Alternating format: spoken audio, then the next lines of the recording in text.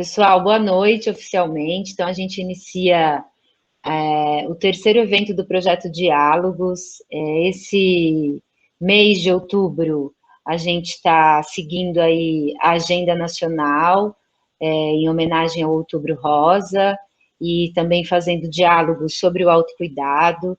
A gente tem uma convidada que é muito querida e muito especial para a gente, amiga e professora também do Campo Salto, a professora Cibele, que depois vai ser apresentada de forma mais detalhada, e a gente gostaria de agradecer a participação de cada um de vocês. Hoje está um dia difícil, né? Um clima não muito legal, com muito vento, a internet oscilando, mas a gente espera que o evento consiga ocorrer normalmente, como foram os outros.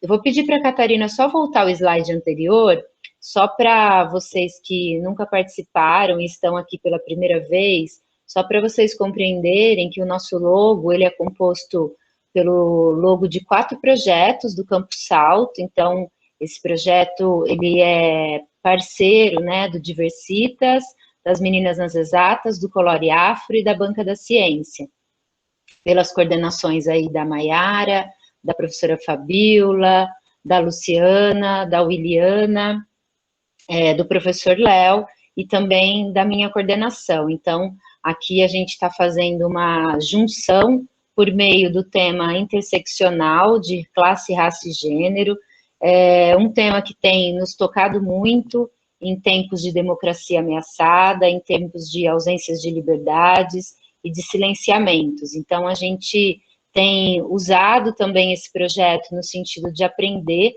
cada vez mais sobre esses atravessamentos e também para que a gente mantenha a nossa condição de resistência política e pedagógica entre as nossas liberdades. A gente tem a participação de 5 alunos, estudantes também do IFSP Campo Salto, sob a minha orientação. Então, eu desejo um bom evento a todos. Gostaria de pedir para vocês que estiverem aqui pela primeira vez, responderem a um link, um formulário que vai ser colocado aqui no chat. É um link bem rapidinho, dá para vocês irem respondendo enquanto participam aqui do nosso diálogos. Bem-vindo e muito obrigada pela participação de vocês.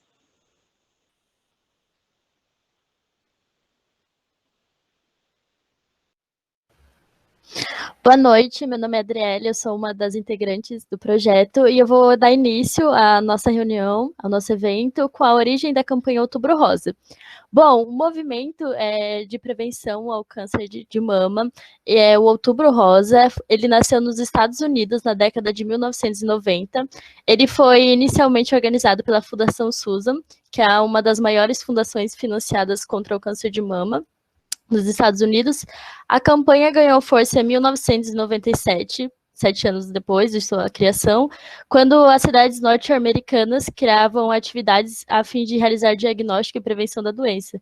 Então, aquelas famosas feiras de saúde, onde tinha exames, mas também tinha comida e tinha corrida. Um jeito de atrair mesmo o público e trazer a importância da conscientização e da prevenção. Após isso, o mês de outubro foi escolhido como a data oficial em prol da prevenção da doença. Eu sou Ana Laura.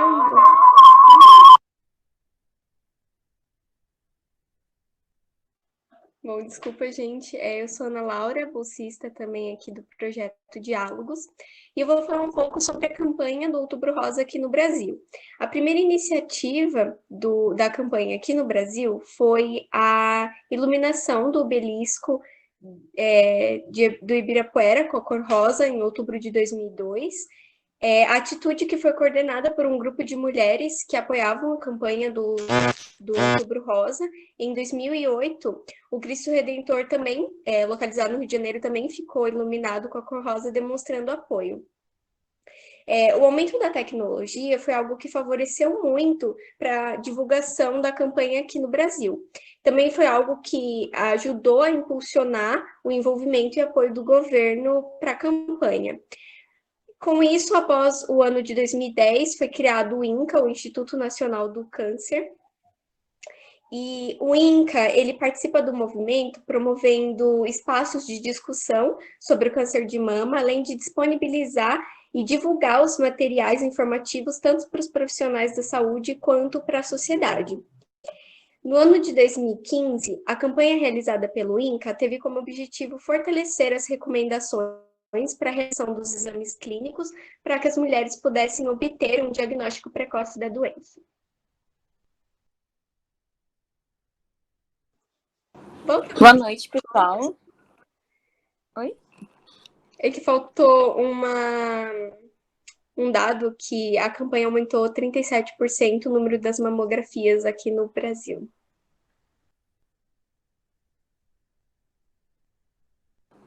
Boa noite, pessoal. Eu sou a Catarina, também sou bolsista do projeto. E eu vou falar para vocês alguns dados que o INCA obteve com essa campanha. Bom, anualmente são quase 60 mil mulheres que são diagnosticadas com essa doença no Brasil.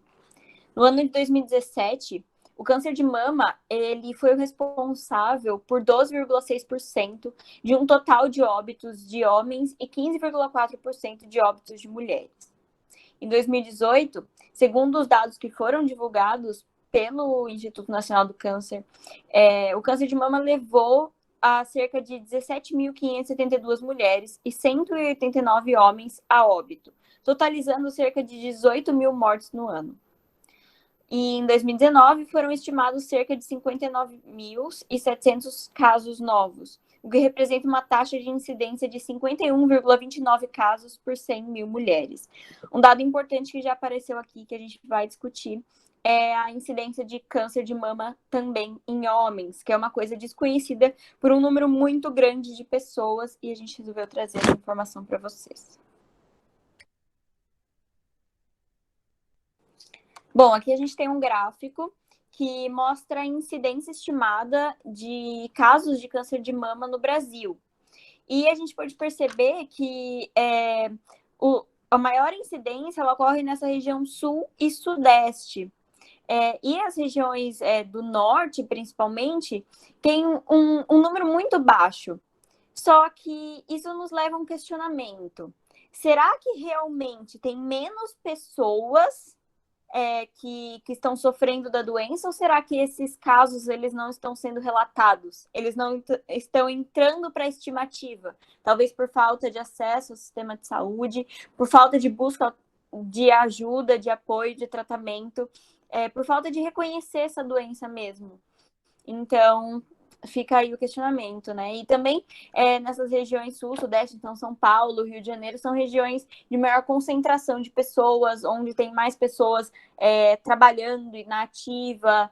Então, isso também influencia nos números. Bom, para a gente introduzir o nosso evento, a gente trouxe um artefato, que é uma música que chama Uma Mulher. Ela é uma produção da Zélia Duncan com a Ana Costa no álbum Eu Sou Mulher, Eu Sou Feliz, que foi lançado em 2019 e tem como destaque a Alcione. E é isso. Pode passar para o próximo slide, Catarina, por favor.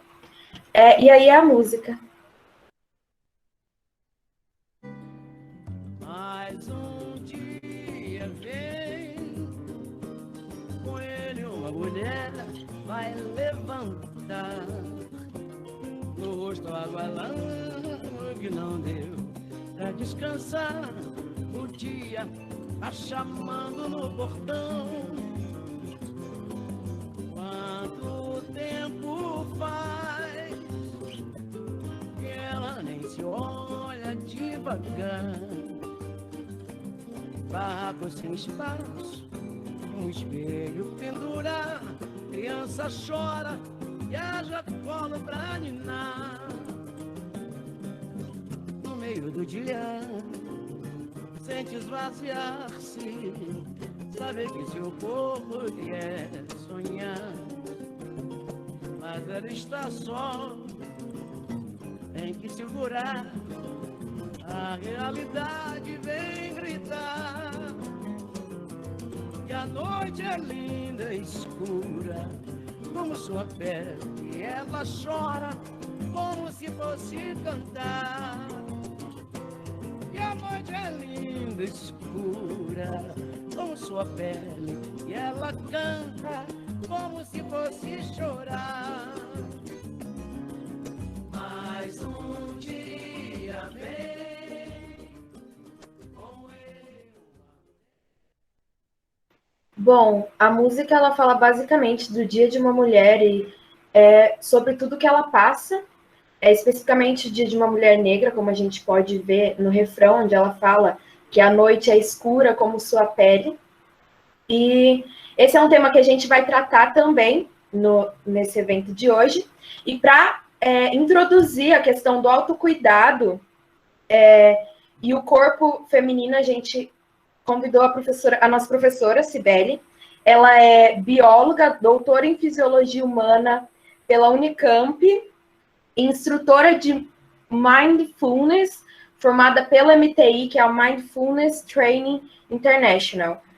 E é isso, eu passo a fala para ela. Fica à vontade, Cibele. Boa noite, pessoal. Só me avisa aí se vocês estiverem me ouvindo bem, que tá assim, né? Bom, em primeiro lugar, quero agradecer aí o convite da professora Kátia. Me sinto muito honrada em participar, em sair um pouquinho da caverninha que eu estou vivendo nesse momento, um momento complexo, gostoso, às vezes não tão gostoso, mas é a maternidade real, né? Mas tem muito mais parte gostosa do que não gostosa. E quando a Kátia me convidou, ela deu esse tema, corpo feminino e autocuidado, ou algo muito parecido com isso, né? E eu fiquei me questionando, né, autocuidado, o que é de fato, né, autocuidado? E até peço para cada um fazer esse questionamento interno, o que é autocuidado? E o que eu faço para me autocuidar? E quanto eu faço, né? Eu faço diariamente, faço semanalmente, é uma coisa muito ampla, né?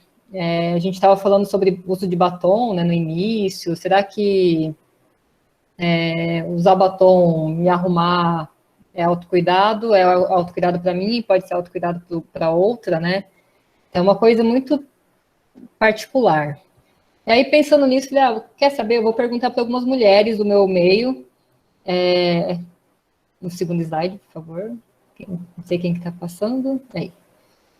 Vou perguntar para algumas mulheres para eu começar a entender se realmente é uma coisa muito particular, né, de cada um, o conceito autocuidado.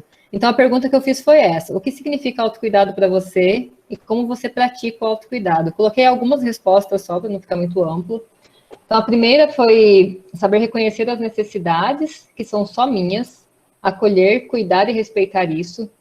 Para fazer isso é essencial ter um tempo para si mesma, fazer as coisas que gosta e respirar.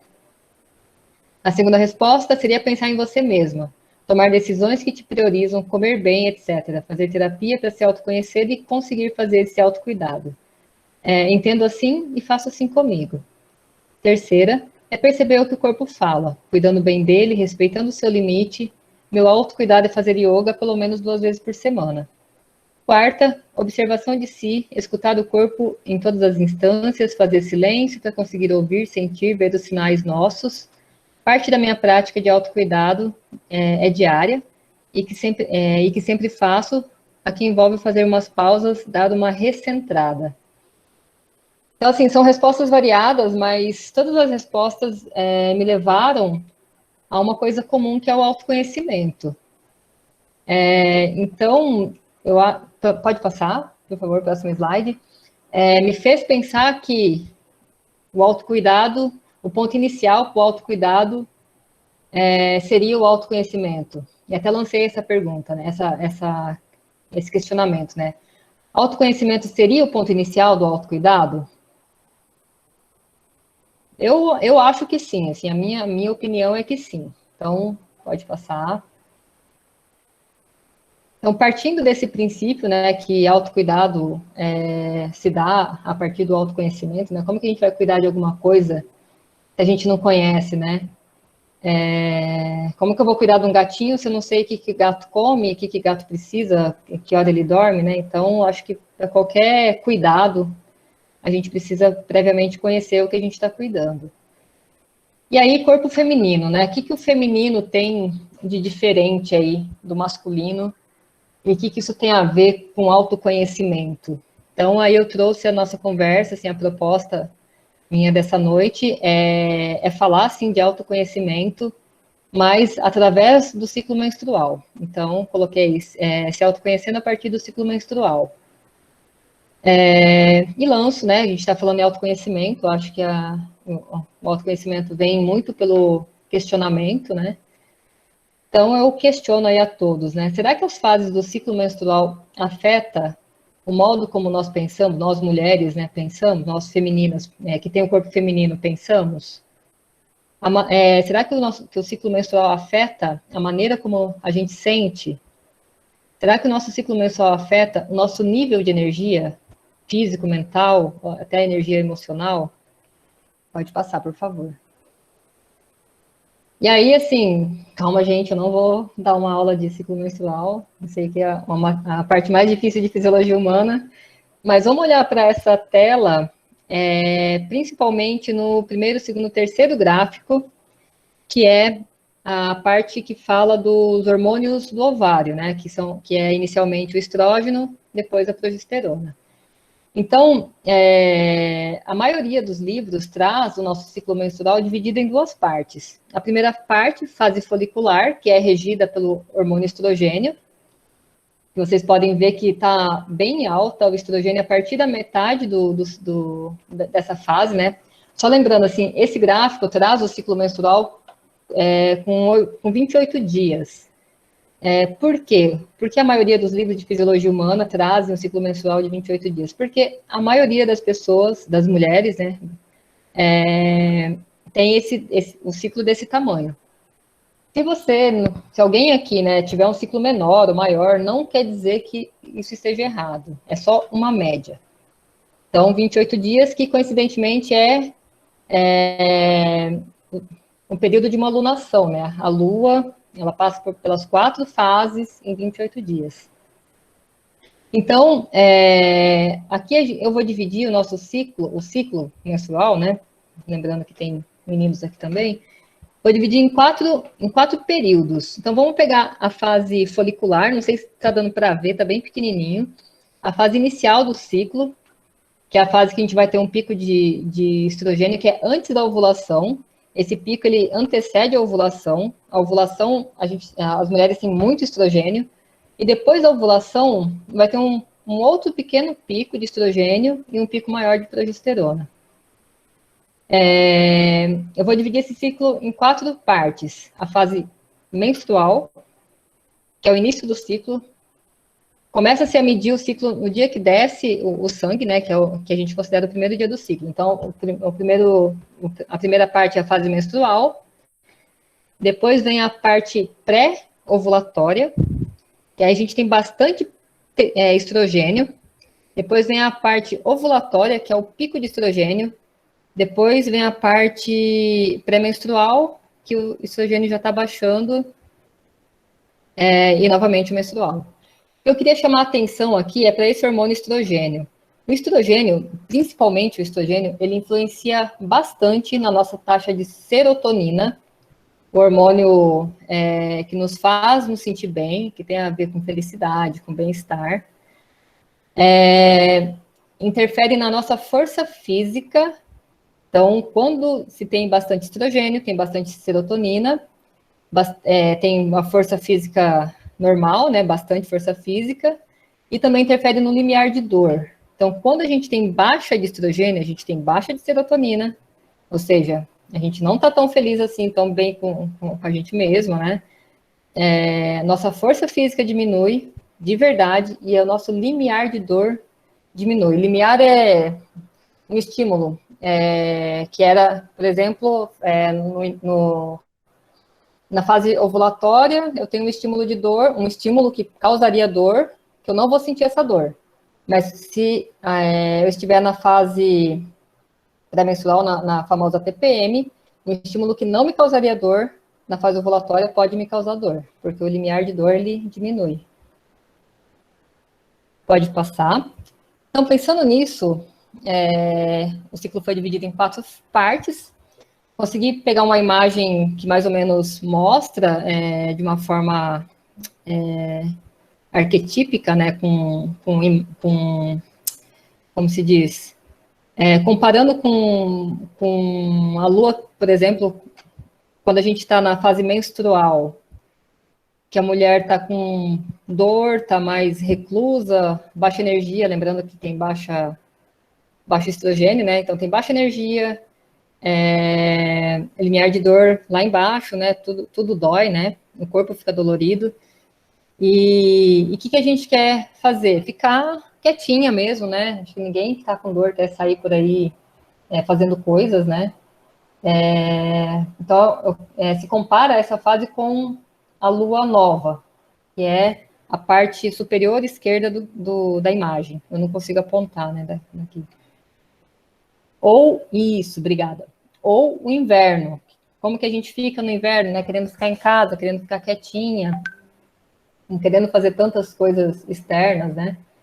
Então, a gente pode usar esse arquétipo, né, da lua nova ou do inverno para mostrar qual que é a nossa sensação aí nesse período. Ai, peraí.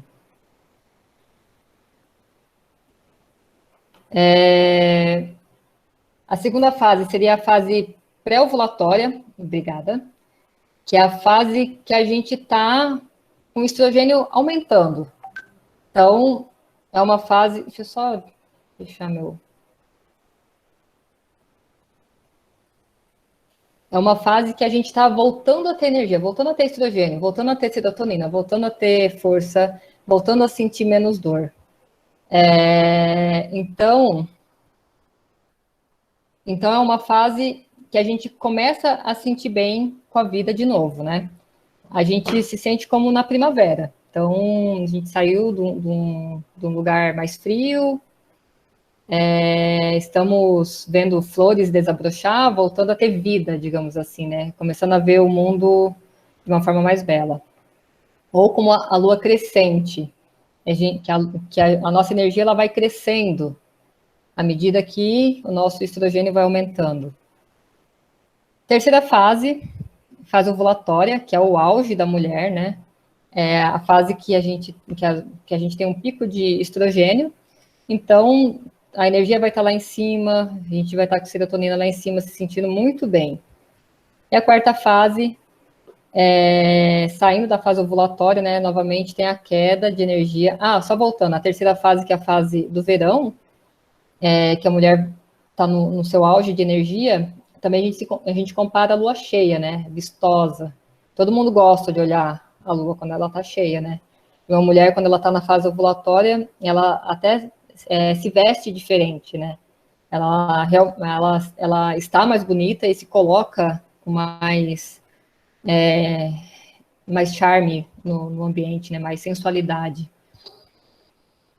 E a quarta fase seria o período pré-menstrual, que a energia vai baixando novamente, porque o estrógeno vai baixando novamente, e a gente começa a perder a força, como se fosse o outono, né? A árvore perdendo as folhas, ou a lua minguante, né? Minguando as energias até chegar novamente à primeira fase, que é a fase da lua nova, ou do inverno, ou a fase onde a menstruação vem, né? Então, pode passar. Tá? Só acrescentar umas coisinhas no que eu falei, né? Recapitulando alguma parte. Então, vamos começar pela fase 2, que é a fase pré-ovulatória, onde o estrógeno está aumentando. Então, já faz alguns dias que a mulher está menstruando, e o nível de energia dela vai aumentando. Então, tanto energia física quanto mental. E isso vai deixando esse corpo feminino, né, mais, digamos assim, mais disposta a estar fazendo coisas, né? Então, a mulher, ela sente muito mais à vontade com o seu corpo, ela tem mais entusiasmo. E aí em todas as fases, eu coloquei algumas coisas que a gente tem facilidade em fazer e algumas coisas que a gente tem que tomar cuidado. Então, o que a gente tem facilidade de fazer nessa fase? Fazer coisas. A gente tem energia, a gente quer fazer. Planejar esse novo ciclo que a gente está entrando, aprender algo novo, porque a energia mental está lá em cima, não só a energia física de fazer coisas braçais, mas a energia mental também. Defender ponto de vista, defender ideias, coisa que é praticamente impossível na fase da TPM, porque a gente não tem energia, não tem clareza mental. E eu falo a gente, se alguma mulher aqui tiver clareza mental nessa fase, está tudo bem também. Ou se tiver cansaço em outra fase, está tudo bem. Nós não somos máquinas, tá? Então, isso é o geral. E eu acho que cada uma de nós temos que fazer essa jornada de autoconhecimento para saber o que está batendo. Será que tudo que eu vivo coincide com esses slides ou não, né? Tomara que não, né? Porque a gente não é máquina. Então, nessa fase pré-ovulatória, que o nosso hormônio está aumentando, o que a gente tem que tomar cuidado? Para não se sobrecarregar. Vai dar vontade de fazer muita coisa. A gente vai ter energia para isso. Mas vamos lembrar que essa fase vai passar. Então, precisamos ter essa consciência, né? Não ser impaciente, porque a gente vai perceber que outras pessoas estão mais devagar, né? E lembrar que a gente vai estar mais devagar também na outra fase, então ter mais paciência com as pessoas. Pode passar. Fase 3, né, que é a fase ovulatória, que é o auge da mulher, lua cheia, o verão. Então, a mulher, além de ter força física e força mental, a mulher está com uma força emocional, né, a serotonina lá em cima, querendo se relacionar. Gente, ovulação. Para que a mulher ovula? Falando fisiologicamente, para ter relação sexual, engravidar e ter filho, né? Evoluímos dessa forma. Claro que nós, seres humanos, temos muito mais coisas envolvidas, né? Mas a nossa evolução passou por esse caminho, né? De perpetuação da espécie. Então, fase ovulatória, a mulher quer se relacionar. É uma fase que ela gosta mais de ser tocada ou de tocar em alguém. É a fase que as mulheres usam roupas mais sedutoras e ela é mais compreensiva tanto com ela mesma quanto com o próximo. Então, nessa fase, o que é fácil? Socializar, dar apoio emocional e resolver conflitos, que é a fase que a mulher está para o outro. Que cuidado que a gente tem que ter com essa fase? Não fazer demais pelo outro, né? Lembrando também que essa fase vai acabar. Assumir muitas funções e responsabilidades, que depois nas outras fases a gente não vai dar conta, pode não dar conta, né? Ignorar nossas próprias necessidades, fazer muito pelo outro e nada pela gente mesma, né? E principalmente não desejar ser essa pessoa para sempre, porque a gente não vai ser. Nós somos mulheres, somos cíclicas. O masculino, ele é mais linear. Os hormônios masculinos não alteram durante o mês. Nós, mulheres, somos cíclicas. Então, sempre lembrar disso. Pode passar, por favor. Quarta fase, fase pré-menstrual, onde se tem a tal da TPM. A gente vai ter energia física e mental baixa, muito cansaço, pensamentos confusos. Então, a próxima vez que alguém entrar nessa fase, já tenha consciência. É hormonal. Esses pensamentos confusos, a gente não está emburrecendo, enlouquecendo, é uma questão fisiológica mesmo que vai passar, né? Acho que só saber disso a gente já se empodera. Altos e baixos emocionais, julgamentos e pensamentos críticos, né? A TPM nos traz muito isso, né? A tensão pré-menstrual. Esse julgamento o tempo todo, né? Ou da gente ou do próximo. Urgência em resolver problema, urgência em resolver bagunça, qualquer bagunça é extremamente irritante para algumas mulheres nessa fase. Querer ficar sozinha sem fazer nada, aí já começa a reclusão. Sentir inspiração para escrever, para colocar de alguma forma para fora tudo que a gente está sentindo, né? Então, o que é fácil para a gente fazer nesse período tão crítico, né? Que é o pré-menstrual? Autoobservação, a gente consegue ver com clareza tudo que precisa ser mudado. Então, é a pior fase, alguém colocou aí, né? Tá, é a pior fase, mas a gente pode usar essa fase para a gente melhorar o ciclo inteiro, né? Porque é aí que a gente vê com clareza o que precisa ser mudado. A gente vê com clareza o que a gente não quer ver. é bem isso, né? Quando eu era pré-adolescente, no início da minha vida lidando, né, com o ciclo menstrual, eu sempre me questionava, por que durante as férias eu não tenho cólica? E na época de aula eu sofria muito com cólica, né? Então, assim, o nosso ciclo em si, ele vai ditar a forma como a gente vai chegar nessa fase pré-menstrual. Se a gente teve um ciclo tranquilo até aqui, é possível que a gente tenha bem menos TPM. Se for aquele mês pesado, a gente vai ter mais cólica, mais tensão pré-menstrual.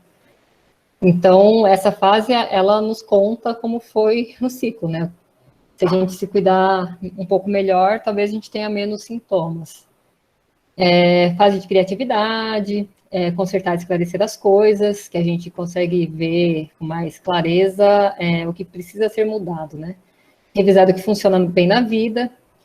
E os cuidados. Cuidado em não acreditar, né, nas emoções negativas e nas histórias que a gente cria, né, que a mente cria. Então, não entrar muito nessa parte negativa, olhar com certo distanciamento. Não contar com a sua memória, ela pode falhar, o risco dela falhar nessa fase é altíssimo, porque nós não temos energia física, mental, para manter uma memória funcionando bem.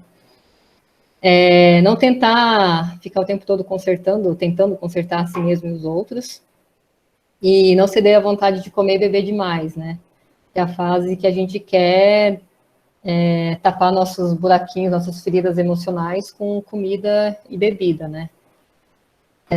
Então, tomar esses cuidados. Próximo slide. E aí, a última fase, que na verdade é a primeira, né? A fase menstrual, que eu coloquei como último, que é uma fase que muita gente sente dor. Então, a gente costuma ficar mais isolada, se sentir mais frágil, tem menos energia mesmo, imagina com dor tudo piora, né? E deve fazer muito pouco, e devemos fazer muito pouco nessa fase. Sentimos bastante cansaço, mas sentimos uma aceitação que a gente não tem na fase anterior, na fase pré-menstrual. Então, a parte emocional já está um pouquinho melhor nessa fase. Então, o que é fácil fazer nessa fase? Dormir. Isso é o recomendado, dormir. Meditar, rezar, fazer somente o que é importante, visualizar um futuro positivo, que é uma fase mais positiva, desfrutar do sentimento de aceitação, e cuidado para não se irritar por ter descansado pouco, né? Que a gente não consegue descansar o quanto a gente deveria nessa fase, né? Sim, essa fase pode estar bastante misturada, né? Principalmente na pandemia, que está tudo muito bagunçado. Então, na fase menstrual, tomar cuidado para não ficar estressada em tentar fazer tudo que você consegue fazer nas outras fases. Porque vai ser frustrante por não conseguir, mas agora vocês sabem o porquê vocês às vezes não conseguem, né?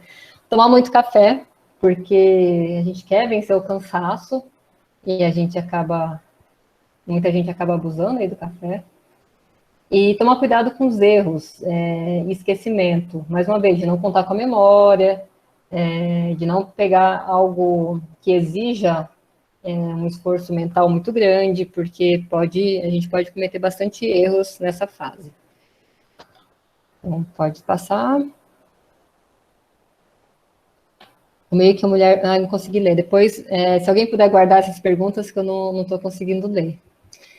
Então, gente, o que eu falei, assim, eu retirei de um livro, no final tem a referência, mas nós não somos tubinhos de ensaio, né? Cada uma é cada uma, e a gente tem que fazer essa jornada para ver o que realmente bate, né? Como eu sou realmente. Então, assim, a minha sugestão é fazer um acompanhamento diário, né, do ciclo menstrual, uma jornada mesmo de autoconhecimento, de acompanhar pelo menos 3 ciclos menstruais para realmente saber quais são os meus padrões, né? Quando eu posso contar com a minha memória, quando eu não posso contar com a minha memória, quando que eu vou planejar dar aquela palestra, quando eu vou planejar aquela viagem que eu vou estar com bastante energia. Então, é muito bom se conhecer, ter esse empoderamento, né, de conseguir prever, pelo menos um pouquinho, né, do que a gente, como que a gente vai estar no futuro próximo. Então, eu coloco algumas perguntas, né? Eu acho legal acompanhar tanto a nossa energia física, energia emocional e energia mental. Então, todos os dias se perguntar e anotar. Eu coloquei aqui uma tabela na forma de mandala, já que somos cíclicas, o visual fica bacana, né? Contempla a nossa fisiologia cíclica, mas pode ser uma tabela normal, quadradinha. O importante é acompanhar, né? Diariamente, o que a gente está sentindo. Então, colocar em que fase do ciclo a gente está. E se questionar, me sinto cansada ou com energia hoje, né? Me sinto confortável quando alguém me toca? Estou feliz com a minha aparência? Me sinto sensual? E, para mim, a pergunta mais importante. Do que eu preciso fisicamente para me sentir bem hoje? E sempre hoje, no final, porque muda. Energia emocional. Me sinto forte, confiante ou tímida e insegura? Estou disposta a conviver com pessoas? Me sinto entusiasmada pelos meus ideais? Do que eu preciso emocionalmente para me sentir feliz hoje? Esqueci de colocar o hoje atrás. Energia mental. Estou pensando claramente? Minha memória está boa? Consigo me concentrar fácil? Eu sei o que eu quero? Estou me sentindo inspirada? O que eu preciso fazer com a minha mente para me sentir feliz hoje? Então, a partir dessas perguntas, aí eu acho que a gente pode ter uma clareza aí do que acontece, né? Quando tem essas mudanças hormonais, como que a gente fica em relação a isso, tomando bastante cuidado para coisas externas também, né? Eu estou trabalhando demais, então isso que eu estou sentindo pode ser do estresse do trabalho e não da parte hormonal. Pode passar, por favor? Então, considerando essa questão do ciclo menstrual, dos nossos hormônios cíclicos, né? Eu trouxe uma informação, né, que algumas tribos consideram as mulheres mais sábias quando estão no período pré-menstrual e menstrual, e usam essas mulheres até como forma de oráculo, né, de mostrar o que essa tribo deve fazer em tal situação, na situação que elas estiverem passando. E essas mulheres têm tratamentos diferenciados nessa época. Geralmente, essas mulheres, elas fazem menos coisas, elas descansam mais, elas são servidas, né, nessa época. Isso seria uma coisa que a gente não consegue imaginar no mundo que a gente vive, né? Então, coloquei em vermelho ali um questionamento. Como viver uma vida integrada às nossas necessidades fisiológicas, estando numa sociedade patriarcal? Então, assim, é sabido que a gente sente, que a gente tem a energia mais baixa, a energia mental, física. Muita gente sente muita dor no período menstrual.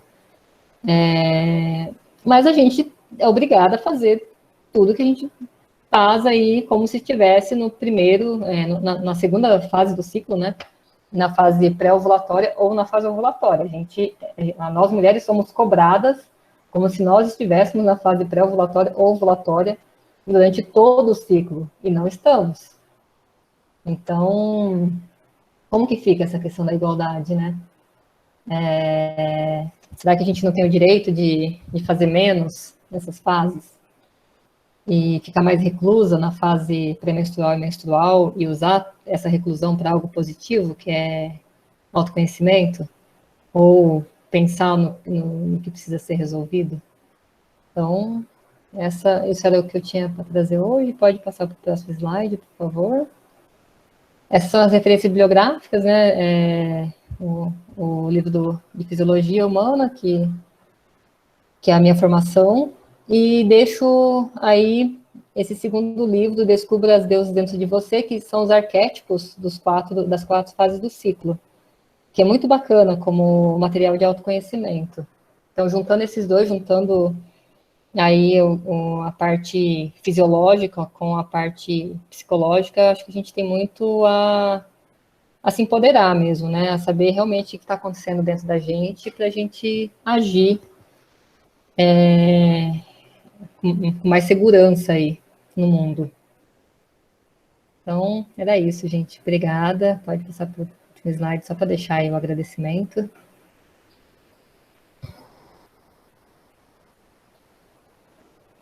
Professora, a gente tem algumas perguntas aqui no chat, então eu vou chamar as pessoas que perguntaram, e daí elas podem abrir o microfone ou podem optar por mim ler as perguntas delas, se elas não quiserem abrir o microfone. Então, primeiramente, o Luiz. O Luiz, você quer abrir o microfone? Pode ficar à vontade, se você estiver com o microfone aí. Ah, pode ler. Beleza, então. Então, o Luiz perguntou assim: o meio em que a mulher vive pode mexer com as fases, com essas fases, as quatro fases? O meio que ela vive pode mexer com isso? E aí, meninas, fazem assim ou assim? Sim? Não? O que vocês acham? Com certeza, Luiz, com certeza. Exatamente nesse ponto que eu queria chegar, assim. E aí, pode, mexe, né? Pode não, mexe, né? E aí, como que a gente fica nessa?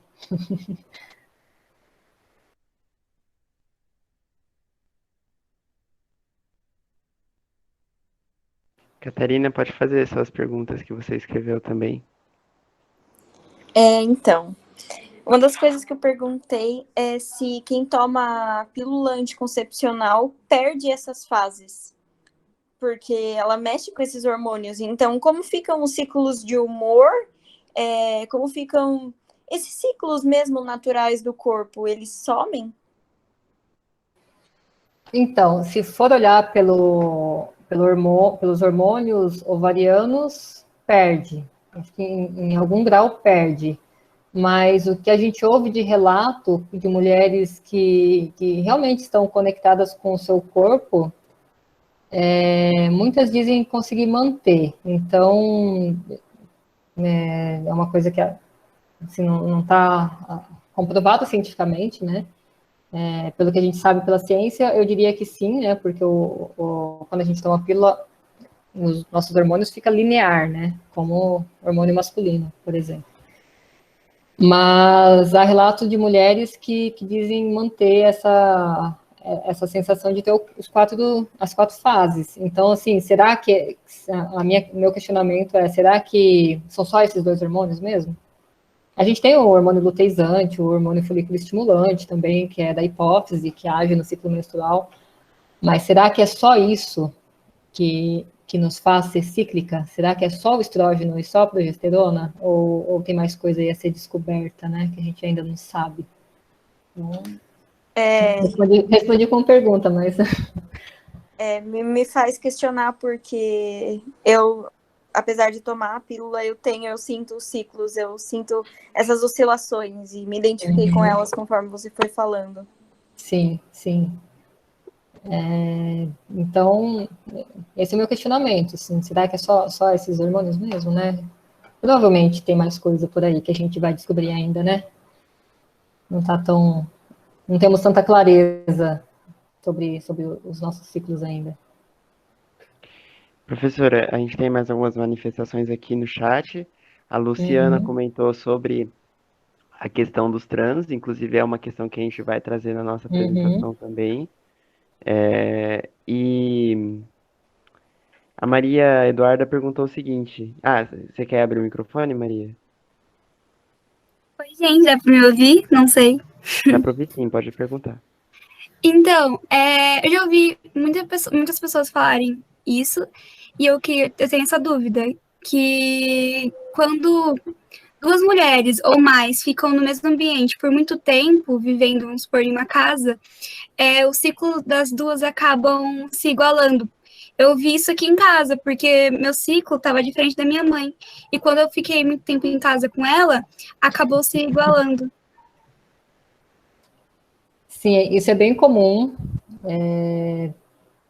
Há centenas de anos se observa esse fenômeno, mas ainda não sabemos o motivo. Esse fenômeno existe. Então, por isso que eu falo, será que é só o estrógeno e a progesterona mesmo que está influenciando? Até quando a gente vai menstruar, né? Tem muita literatura não científica, né, que relaciona com a fase lunar. As mulheres também costumam menstruar coincidindo sempre com uma fase, com a mesma fase, né, da Lua. Então, e é sabido que a Lua, ela tem uma influência, né, sobre a natureza, né, sobre plantas, principalmente, que é algo mais estudado, né, se a Lua se as fases da Lua, né, tem uma influência sobre as plantas, por que não teria sobre os animais também? Então, são mais questionamentos, né, acho que a palestra é muito mais sobre questionamento do que sobre respostas. Muito obrigada.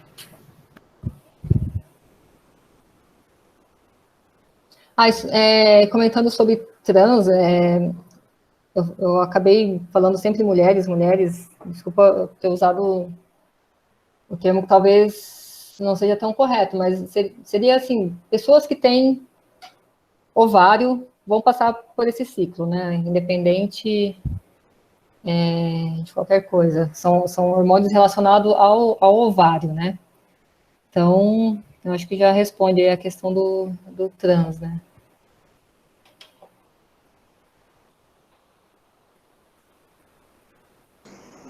Bom, pessoal, alguém tem mais alguma colocação, alguma dúvida? Gostaria de se pronunciar, abrir o microfone? Ou enviar pelo chat, a gente pode ler também.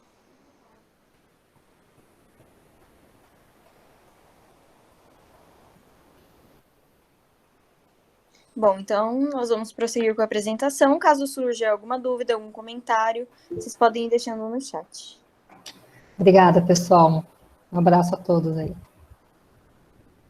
Obrigada pela fala, Cibele. Bom, e retomando, né, nossa apresentação, vamos entrar em outra questão, que é o porquê é tão importante o autocuidado entre as mulheres negras. Bom, o autocuidado ele é importante para todas as mulheres, para todas as pessoas, para todos os indivíduos. Só que a gente chama a questão das mulheres negras porque elas são alvo de muita violência na sociedade que a gente vive, de muita opressão. E essa opressão oprime o autocuidado dessas mulheres. E como a Cibele comentou, o autocuidado tem muito a ver com o autoconhecimento. Será que numa sociedade opressiva, que o simples fato dessa pessoa ser da forma como ela já é motivo para ela sofrer diversas violências, como essa mulher faz para ter o seu autoconhecimento? Como ela vai conhecer a si mesma e não vai passar por processos de negar a si mesma? Então, o autocuidado e o autoconhecimento, eles são muito importantes para que não tenha o adoecimento por causa desse racismo, por causa dessa opressão. E também por causa de estereótipos que foram naturalizados desde períodos de escravidão, em que as mulheres negras eram vistas como mulheres fortes, como mulheres que enfrentam tudo sem abaixar a cabeça, desde que mulheres negras serviam a casa de brancos como amas de leite, como mulheres que tinham, tratando do ciclo menstrual e tratando dessa parte de fisiologia do corpo, eram consideradas aquelas que produziam o leite materno mais nutritivo, e que esse leite era compartilhado com os filhos das mulheres brancas. Então, essas mulheres, elas às vezes acabam sendo oprimidas por causa disso, por causa desses estereótipos, e isso oprime o autocuidado dessas mulheres. Então, é muito importante salientar essa questão. Bom, essas mulheres, como eu disse, elas lideram os casos de violência e também de feminicídio, então é muito importante que essas mulheres busquem se autocuidar, se defendendo dessa violência. Às vezes, numa relação tóxica, essa mulher receba apoio para que ela não sofra com essa coisa tão drástica que é o feminicídio. E com isso, então, a gente entende a necessidade de reservar um tempo para o cuidado emocional, para o cuidado físico e também para o cuidado mental. Bom, para a gente refletir um pouco sobre o autocuidado entre as mulheres negras, a gente trouxe aqui um trecho de um texto da Nambi Nduga, gente, eu não sei se é assim que pronuncia. Esse texto ele foi escrito por ela esse ano. Ela é uma mulher negra e pesquisadora que trabalha e vive em Boston. Ela pesquisa na área de saúde pública e ela atualmente trabalha na Universidade de Boston, fazendo pesquisas relacionadas. Esse texto foi publicado durante a pandemia, na época em que as hashtags Black Lives Matter estavam em alta no Twitter.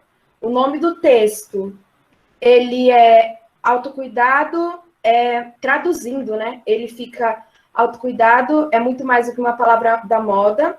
Para mulheres negras, é um ato de resistência radical, que é uma fala que lembra a fala da Audre Lorde, que é muito conhecida, onde ela fala que se autocuidar é um ato de resistência política. E nesse trecho, ela fala: as mulheres negras enfrentam o fardo duplo, do racismo e do sexismo que leva a exacerbados impactos negativos à saúde. Ademais, somos comumente sujeitadas à tensão emocional e mental de ser uma peça ornamental em cenários acadêmicos e profissionais. Apesar desses fatores de estresse, somos desencorajadas de engajarmos-nos no autocuidado e priorizarmos-nos.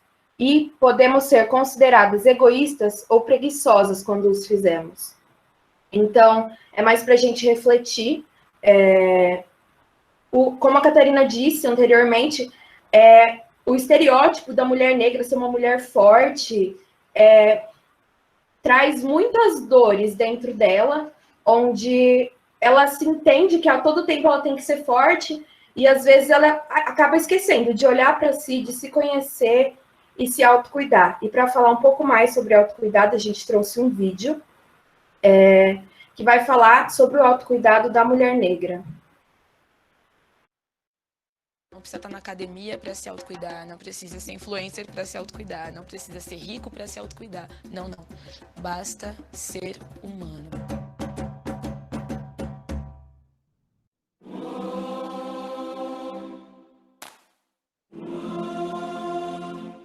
Tem um ditado que diz, né, que é das pernas de uma mulher negra que escorre as estradas da história. Tem as pernas de uma mulher africana que escorre o caminho da história. Nós somos o primeiro ventre do mundo. E Ionidas Pretas é o reconhecimento desse primeiro ventre da humanidade, desse primeiro portal que deu a possibilidade de nós estarmos aqui agora. E essa questão é uma questão que tem me mobilizado e mobilizado várias irmãs pelo país para refletir sobre o que o seu ventre traz de memória, e não individualmente, mas da sua linhagem.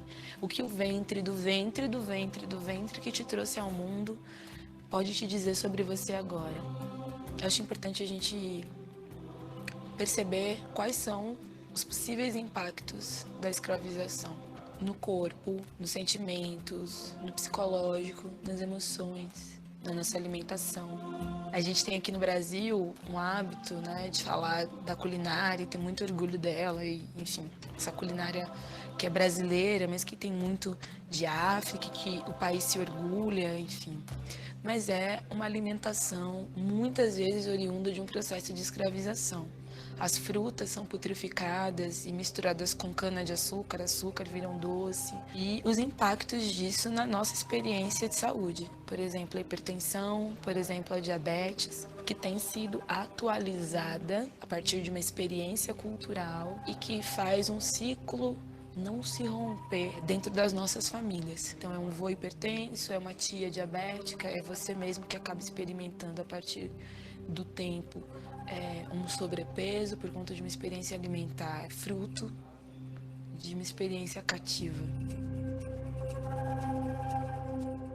Eu acho que a gente precisa entender que o banzo foi atualizado, né? Então o banzo era uma experiência em contexto de escravização, onde havia tanta tristeza, profunda tristeza, que as pessoas morriam de tristeza. Foi uma experiência provocada, inclusive, de maneiras assim absurdas, né?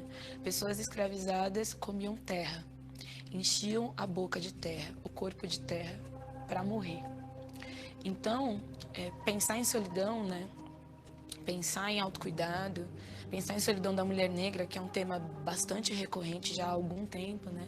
Me parece ser apenas a ponta do iceberg para pensar a atualização do banzo no seio da comunidade negra, que está no nosso cotidiano e que a gente precisa o tempo todo refletir o que fazer com o que fizeram de mim, o quanto a escravização está comprometendo a minha relação afetiva, o quanto está comprometendo a minha relação com o meu corpo, o quanto está comprometendo outras habilidades que eu poderia desenvolver se eu não soubesse que existia racismo. que você seria, por exemplo, se você tivesse uma experiência mundo de ser? Não ser mulher negra, não ser homem negro, não ser gay negro, não ser trans negra, apenas ser. Seriam outras escolhas, haveria possibilidade de explorar outras habilidades que nem sempre a gente acessa porque a gente está dentro de caixas que nos colocam o tempo todo e que a gente acaba assimilando e acaba se comprometendo e acaba assumindo crenças que nos limitam de ser o que nós viemos no mundo para ser, que é felizes, que é abundantes, que é estar bem. Então, a mulher retinta se ver, se perceber em autocuidado é uma experiência realmente transformadora. E o autocuidado vai te levar para isso. À medida que você tem uma conexão com o seu corpo, você vai perceber o que te faz feliz, o que você quer de fato. E você não vai ficar dando respostas sociais. Tenho que ser empoderada, tenho que ser magra, tenho que ser acadêmica. Não tem o quê. Tenho que ser feliz. Então, a ontologia que eu proponho é uma ontologia a ser ou resgatada ou inventada, mas que eu tenho certeza que o autocuidado é o único caminho disponível que não passa por celas, ou seja, não precisa estar na academia para se autocuidar, não precisa ser influencer para se autocuidar, não precisa ser rico para se autocuidar, não. Basta ser humano, basta estar convicto e convicta da experiência humana, né? A experiência da arte, a experiência do amor, a experiência familiar, a experiência natural, a experiência do afeto, tudo isso à nossa disposição. E isso, de fato, me parece ser o caminho para que nós sejamos o sonho mais doce, mais maravilhoso, mais honesto. Eu já não quero mais apenas ser o sonho dos meus ancestrais, eu quero que eles descansem. Eu quero que eles possam saber que valeu a pena tudo que eles fizeram por mim. E eu quero ser veículo de cura para que outras gerações descansem. Já não fique se preocupando se eu estou bem quando eu já não estiver aqui. Eu sei que essa geração vai poder descansar e ser humana. Linda e preta, eclipse da rua. Linda e preta, esconde sol e lua. Linda e preta, você virá. Nem a cor do céu de manhã cedo acorda o mar. Meu mundo começa só depois que te encontrar. Seu cabelo black dá um break em meu olhar. Canta essa canção só pra dizer que você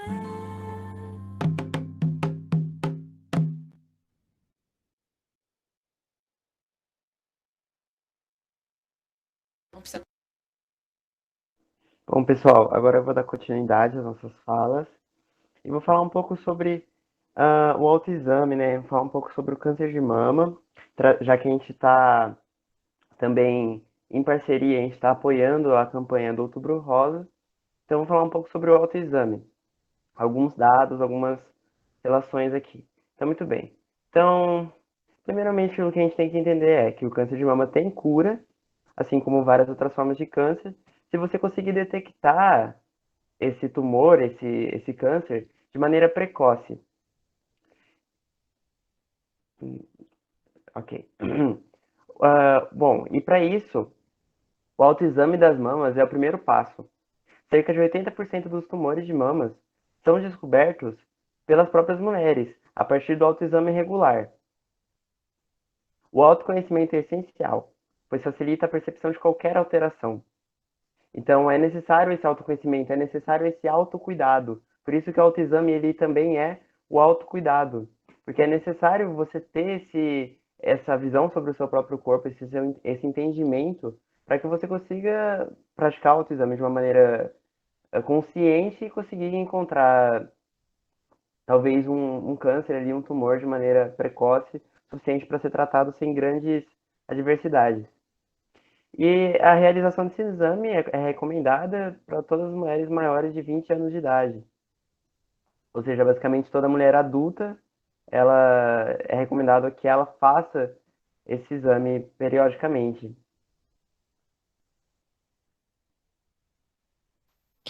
Bom, agora só complementando o que o Pedro já havia falado, o autoexame ele é feito 7 dias após o início da menstruação, após a menopausa.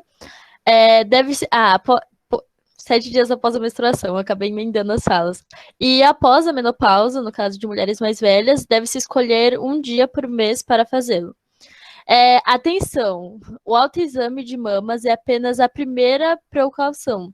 A consulta ginecológica anual e atenção aos sinais emitidos pelo corpo, como o aparecimento de secreções e dores, são indispensáveis para prevenir e tratar qualquer problema.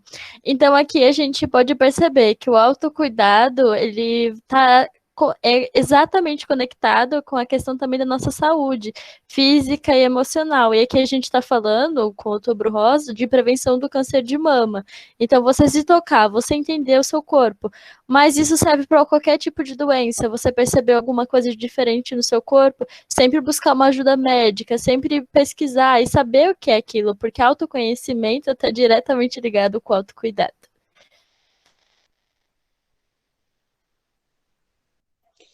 Bom, como a Adri e o Pedro comentaram, é muito importante realizar o autoexame, por isso eu vou instruir vocês aqui de uma forma bem simples de como realizá-lo. Lembrando que não é só as mulheres que precisam fazer o autoexame, todo mundo deve realizar, tanto para se prevenir quanto para conhecer o seu próprio corpo. Então, assim, qualquer mudança que aparecer vai ser facilmente percebida. Então, olhando para a primeira imagem, que está aqui, né, no cantinho superior esquerdo, vamos começar ficando de frente para o espelho, em pé, com os braços para baixo, e vamos focar a atenção nas mamas e observar se possui alguma mudança. Então, essa mudança, ela é o quê? Mudança no formato da mama, se tem alguma parte mais rígida, mudança na textura, se tem alguma ferida, algum carocinho, algum nódulo, tudo isso é o que a gente está procurando para ver se tem essas diferenças. Além disso, é importante reparar também se tem alguma mudança no formato, na cor ou na posição do mamilo. Depois disso, na fotinho que está do lado, a gente vai repetir esse momento de observação, só que agora com os braços para cima, como está na fotinho. E depois a gente vai colocar a mão no quadril e observar novamente se tem alguma mudança e olhar com bastante atenção para perceber qualquer mudança diferente nos seios e no mamilo.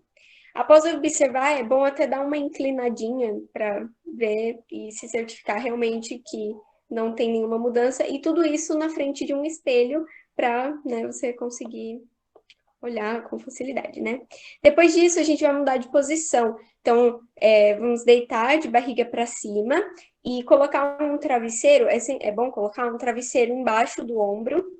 E, por exemplo, vamos começar com o seio esquerdo, por exemplo. Você coloca um travesseiro embaixo do ombro esquerdo. O braço esquerdo você coloca assim, em cima da cabeça, né? Atrás da cabeça, quer dizer. E com a mão direita você examina toda a mama. Mas como fazer, né, esse toque, né, na mama? Você coloca você fica assim com os 3 dedos esticados e evita de usar só a pontinha. Coloca todos os dedos mesmo. O dedo todo, né, no caso. E aí você vai pressionando de forma delicada, depois um pouquinho mais forte, depois um pouco mais firme, e fazendo assim, ó, esses movimentos circulares em toda a mama. E depois disso, né, você for fazendo isso, é bom lembrar que as glândulas mamárias, elas vão além do volume da mama. Então, as glândulas, elas se estendem um pouco para a região da axila e da clavícula. Então, é bom fazer esse toque, né, esses mesmos movimentos nessas duas regiões também. Após isso, você vai fazer esses mesmos movimentos no outro lado. Então, colocar o travesseiro, o braço, enfim. E depois disso, você vai realizar como está na última foto, né? Na última fotinha aqui do slide, você vai fazer esses mesmos movimentos, só que em pé, no banho, para realmente certificar de que não tem nada. E a gente não pode esquecer de examinar os mamilos. Então, lembra de apertar um pouquinho o bico do mamilo para ver se está saindo alguma secreção desconhecida. No caso, se você estiver grávida, né? E não é. Mas alguma secreção desconhecida. E se você perceber alguma mudança durante essas observações, esse toque, é muito importante procurar um médico. Às vezes tem um caso, que nem eu, já aconteceu uma vez comigo, de eu sentir uma coisinha e ficar um pouco assustada, na verdade era só as glândulas mamárias mesmo, mas é muito importante procurar um médico para se certificar. O autoexame você tem que fazer pelo menos uma vez por mês, né? E uma coisa muito importante, o autoexame ele não entra no lugar dos exames clínicos, como o pessoal falou, não entra, ele não substitui, ele é um complemento, porque o autoexame ele não consegue perceber câncer ou algum probleminha no início, então é muito importante realizar os exames clínicos e as consultas periódicas. Obrigada, gente. Bom, pessoal, agora a gente vai entrar um pouco na questão do câncer de mama, mas tratando da comunidade transgênero e transexual. Até uma pessoa pontuou aí no chat que é importante a gente lembrar desses recortes da população também. E, bom, a população transexual e transgênero também são seres humanos, também podem ser acometidos pelo câncer de mama. Então, por possuírem mamas. Esses recortes, além disso, eles possuem maior incidência de doenças e maior risco de violência, além de um acesso precário ao sistema de saúde. Então, todos esses fatores, eles são fatores limitadores da busca de ajuda, da busca pelo tratamento, porque a gente vive num sistema que busca oprimir essas pessoas de todas as formas possíveis, e acesso ao sistema de saúde também. Então, essa pessoa, às vezes, procura um atendimento de saúde e sofre preconceito por parte de atendentes, por parte de próprios profissionais da saúde, ou, às vezes, essas pessoas elas são violentadas, elas não recebem o apoio que elas precisam, sofrem com diversas doenças devido a diversos fatores que estão ali ligadas com a opressão, que estão ligadas com a forma como essas pessoas são excluídas da sociedade. Apesar disso, essas pessoas elas contam com uma expectativa de vida menor, justamente por causa dessas questões da violência, da não aceitação em casa, da falta do autocuidado, de não se entender, de não se conhecer. Às vezes essas pessoas, elas mesmas, o índice de suicídio, como a gente comentou no evento passado, entre essa população, ele é altíssimo. Então acaba que muitas dessas pessoas não chegam à idade de risco de desenvolver o câncer de mama, que é de 40 anos, né, a idade mais ou menos assim, o maior fator de risco. Essa população ela acaba que não chega nessa idade. Então, isso é um dos motivos que pode explicar por que a gente tem poucos registros de casos de câncer de mama nesse grupo. A gente colocou aqui que a gente tem poucos casos, mas são poucos registros de casos. Outro fator é que essas pessoas elas passam por alterações hormonais, às vezes, quando estão fazendo um processo de transição de gênero. E durante esses processos, então, o uso de hormônios acaba influenciando no desenvolvimento de cânceres. Então, na verdade, uma coisa que é importante salientar é que usar esses hormônios, por exemplo, o estrogênio ou propulsores desse hormônio, não dá início a um câncer, mas às vezes essa pessoa ela já tinha uma tendência a desenvolver esse câncer e fazer essa reposição hormonal acaba que é o ponto final para que isso aconteça, sabe? E acaba acelerando o crescimento de cânceres já existentes. Bom, em um estudo realizado por uma universidade em Amsterdã no ano de 2019, ele foi realizado com 2.260 mulheres trans e 1.299 homens trans. No geral, foi observado que as mulheres trans, elas possuem 47% mais chances de desenvolver o câncer de mama. Como a Catarina falou, quando se passa pela transição de gênero e você toma o hormônio ele pode facilitar. Ele não é o causador exato do câncer, mas ele pode facilitar com que isso aconteça. Mas vale ressaltar também que os homens cisgêneros, eles podem sim ser acometidos pelo câncer de mama e eles compõem cerca de 1% dos diagnósticos conforme o Instituto Nacional do Câncer, que é o INCA. Bom, então, continuando a fala da Nicole, segundo esse mesmo estudo da University Medical Center, Tratando-se dos homens trans, houve uma média menor do que esperado para a população feminina cisgênero. A maior incidência pode ser explicada por conta da mastectomia, ou seja, a retirada da mama, realizada pelos homens transgêneros. Os homens transgêneros que passam pela mastectomia bilateral, a retirada dos 2 seios, também precisam ser incentivados a realizar o autoexame, e se caso houver risco hereditário, também deve ser incentivado a passar por consultas periódicas, a consultas regulares, para ficar de olho nesse fator, né? Próximo slide. Obrigado.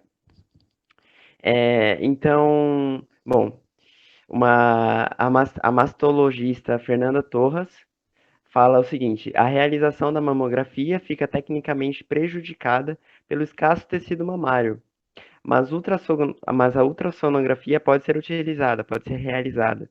É muito importante realizar essa prevenção, realizar o autoexame regular e também o acompanhamento médico e exames clínicos, assim como a gente está se salientando o máximo possível. Bom, aqui nós temos algumas imagens dessa comunidade e dessas pessoas fazendo campanhas fotográficas para a questão do Outubro Rosa, porque a cara do Outubro Rosa colocada muito na nossa sociedade é sempre aquela mulher cisgênero que veste uma blusa rosa e fala sobre um autocuidado, geralmente também uma mulher branca, então tem toda essa questão, sabe, de inclusão nessa campanha, porque o câncer de mama ele pode acometer qualquer tipo de pessoa, sabe? Homens também têm o risco, é 1%, é um número muito menor que mulheres, mas existe esse risco. Então, a questão aqui é cuidar da saúde, o autocuidado e o autoconhecimento. Tem mais uma imagem, pode passar, por favor? E é isso, só salientando sobre a importância da visibilidade de todos nas campanhas, todos, todas e todas.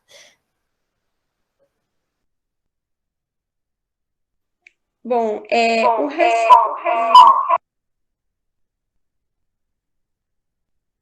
Desculpa, gente. Bom, o racismo e o machismo estrutural, eles são determinantes até mesmo quando se trata da busca por tratamento de doenças e cânceres. De acordo com a pesquisa nacional de amostra por domicílio Suplemento Saúde do IBGE, realizada em 2008, que a gente pode observar nesse gráfico aqui do slide, como o processo de desigualdade racial no acesso aos serviços de saúde permanece em todas as regiões do país. Então, o acesso das mulheres aos exames clínicos e à mamografia já é muito precário no nosso país, né?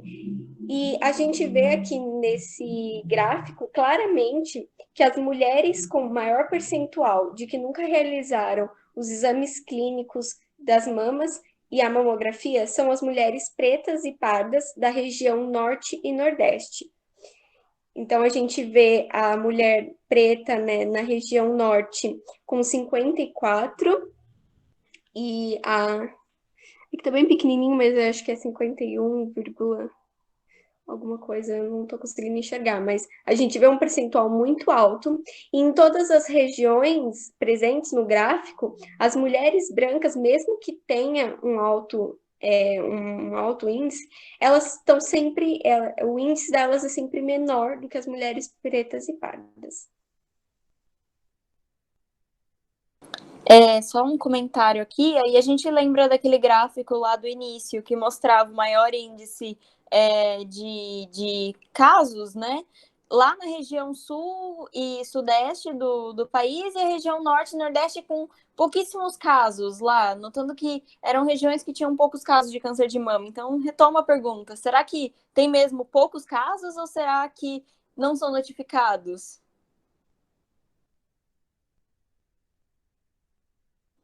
Agora nós vamos tratar sobre culturas, ritos e tabus que giram em torno da sexualidade feminina.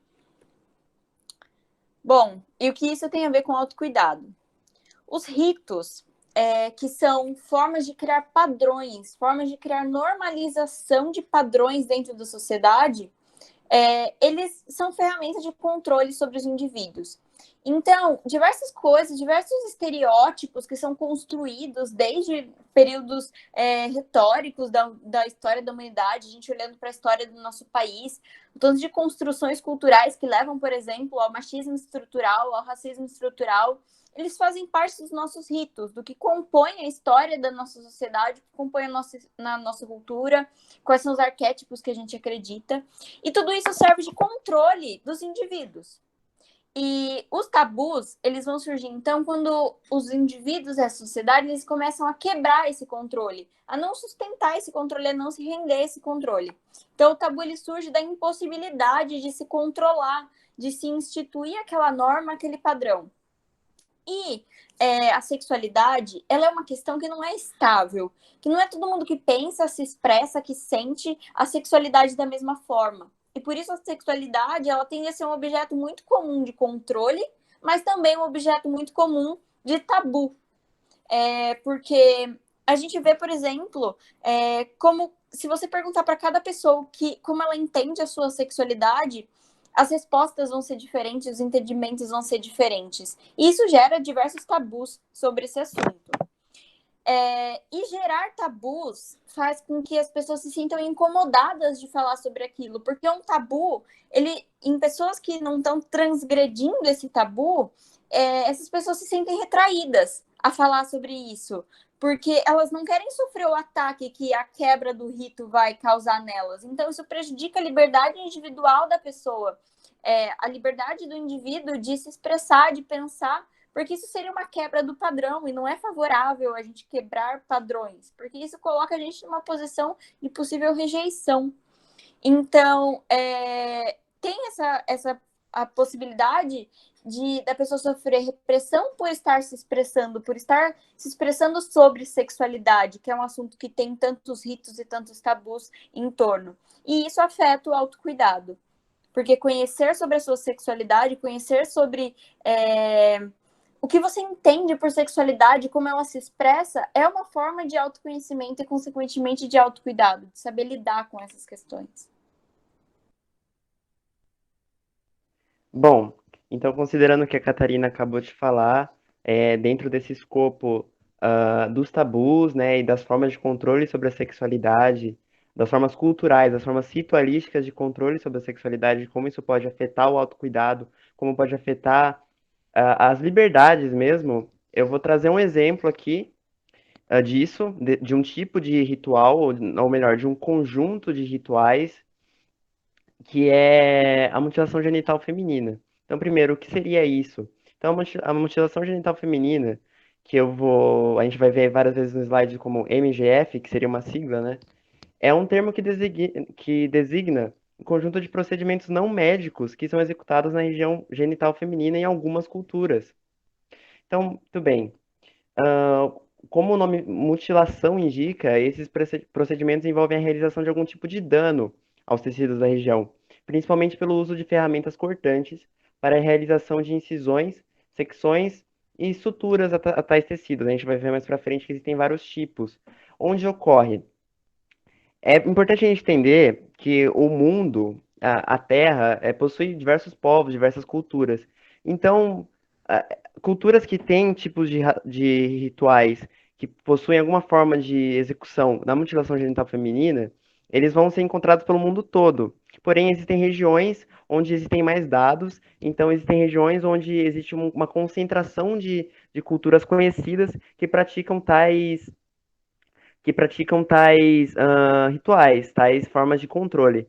E por que isso ocorre? Isso ocorre, como a Catarina disse, porque a sexualidade e também muitas vezes a questão do corpo mesmo, a questão biológica de uma pessoa, de um indivíduo, e a sexualidade desse indivíduo, ela tende a ser uma grande ferramenta, um grande alvo de ferramentas de controle por parte dessa sociedade, né? Dessa tribo, dessa cultura. Então a gente vai ver isso se manifestar no caso da mutilação genital feminina. É sempre bom lembrar que é um rito, é uma coisa étnica, existe toda uma construção social em volta disso, né? E a mutilação genital feminina fala exatamente disso, desse contexto, desse tipo de prática feita num contexto social, com todo um contexto étnico em volta. Pode passar o slide, por favor. E agora eu passo para... Esqueci quem é depois de mim, desculpa, mas pode continuar. Esse gráfico a gente pode ver a proporção dos casos de mutilação genital feminina. A gente pode notar que o continente africano e parte do continente asiático é onde mais ocorre, principalmente por estar mais escuro. Nessa parte onde está mais escuro, significa, eu só vou conferir a legenda, significa que mais da metade das mulheres que vivem nesses locais sofreram algum tipo de mutilação genital feminina. Então, a gente pode ver que em alguns países é de uma forma bem controlada, em um continente nem existe registro sobre o caso, mas no continente africano e parte do continente asiático é bem comum. Bom, e agora dando um contexto cultural sobre, né, o que desencadeia esse processo, né? Bom, a questão da idealização da mulher e da sua virgindade, sobre a pureza feminina, a questão de controle, que o Pedro falou muito bem, porque quando você trata de sexualidade ou qualquer tipo de repressão, você está tratando de controle. Então, se eu faço uma pessoa acreditar que aquilo está sendo bom para ela e ao mesmo tempo isso está ferindo, eu estou exercendo um controle sobre ela. Evitar a incidência e a promiscuidade. Normalmente ele é executado por mulheres parentes da pessoa sujeita, muitas vezes pelas próprias mães ou avós. Então, aquela questão que é uma coisa cultural, que já vem de outras gerações e vai sendo passada. Não, mas você tem que fazer isso, e sofre aquela pressão familiar, além da social.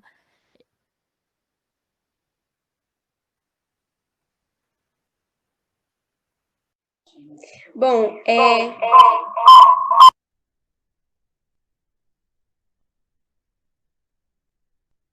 Ai, gente, toda hora isso.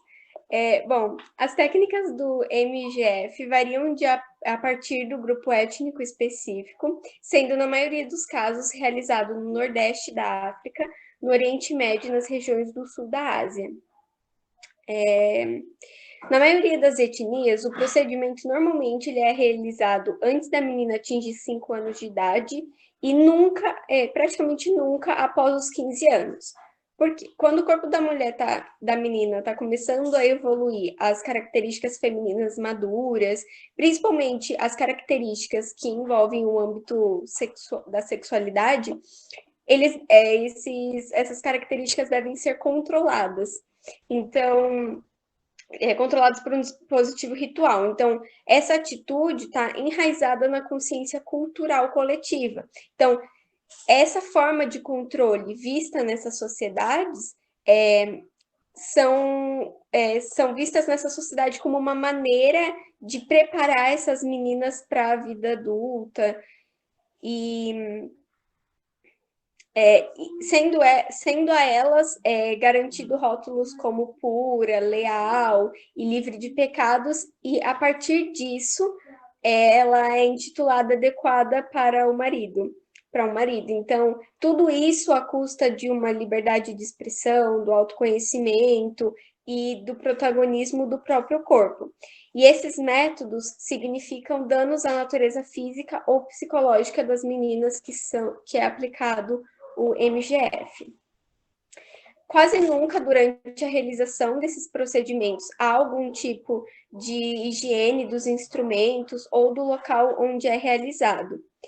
Em 2016, a Unicef estimou que 200 milhões de mulheres foram submetidas a esses procedimentos, a esses rituais, e a existência desse procedimento levantou algumas questões polêmicas, né? Como no caso dos aspectos culturais, enraizados no papel de gênero, ou seja, por meio dos rituais causa tabus, estigmas e a relação desequilibrada de poder.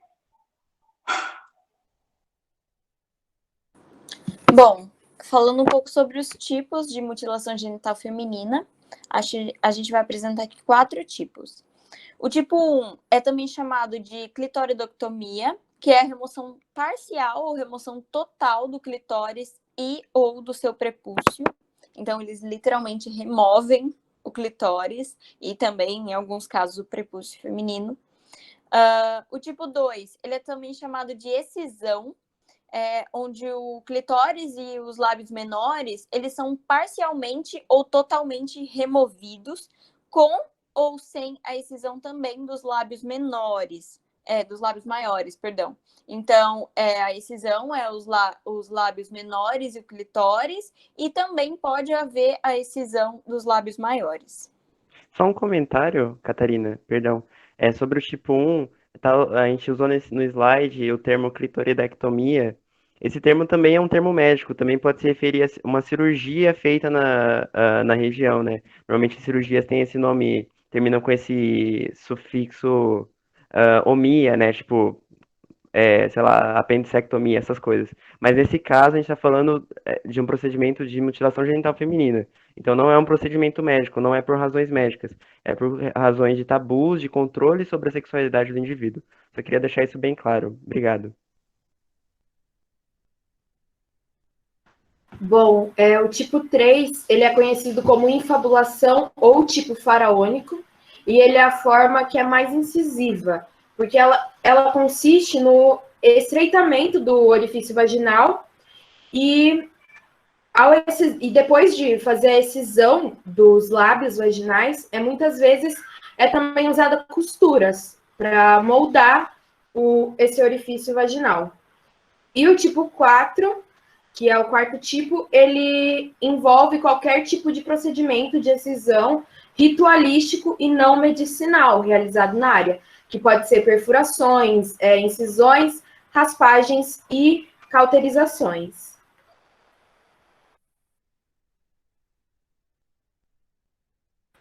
Aqui a gente tem uma imagem que explica mais ou menos, né, de uma forma ilustrativa, como é feita esses 3 tipos. Aqui a gente tem o tipo 1, a primeira imagem mostra como é feito o tipo 1, onde é cortado, né? O tipo 2, que abre também os lábios, né, que tem a excisão dos lábios.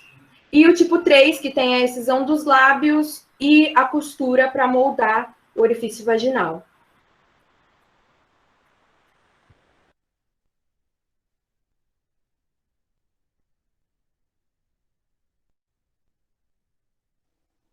Bom, então sobre os tipos. Há um comentário adicional sobre os tipos de mutilação genital feminina. Bom, as estimativas indicam que por volta de 90% dos casos registrados desses tipos de procedimento, por volta dos 90%, 90% desses rituais, eles vão incluir a clitoridectomia, que seria o tipo 1, ou seja, um procedimento focado ali na remoção parcial ou total do clitóris. Ou procedimentos onde os tecidos genitais são arranhados, mas nenhum tecido é removido. Esse seria o tipo 4. E cerca de 10% são infibulações, que é o tipo faraônico, que a Nicole explicou, que seria aquele que muitas vezes envolve costura, né? E tudo mais na região. Bom, impactos que tudo isso causa. Não existe nenhum impacto positivo descoberto pela ciência até hoje. Os impactos negativos, em compensação, são infinitos, tanto os físicos, biológicos, emocionais e psicológicos. A vítima pode sofrer com dores crônicas na região, chance de formação de cistos e chance de infertilidade.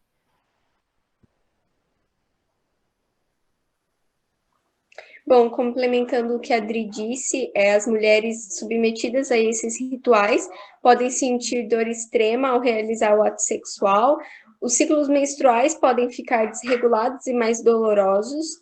Essas mulheres, elas possuem grandes chances, até pelo que já foi comentado aqui, dos procedimentos serem realizados em locais sem higiene dos instrumentos usados, essas mulheres possuem grandes chances de ficarem com infecções, inflição de traumas para o resto da vida e angústia e insatisfação na hora da realização em relação à sua vida sexual. Bom, aqui nós trouxemos um pouco, né, de um relato de uma mulher que foi vítima da mutilação. Bom, o único analgésico disponível era feito a partir de uma planta. Há um buraco no chão e uma planta nesse buraco. Então, eles amarraram minhas pernas como um cabrito e esfregaram a planta em mim. E depois, na próxima garota, e na seguinte, e na seguinte. Falas de mulheres vítimas de MGF, entrevistadas pela BCC.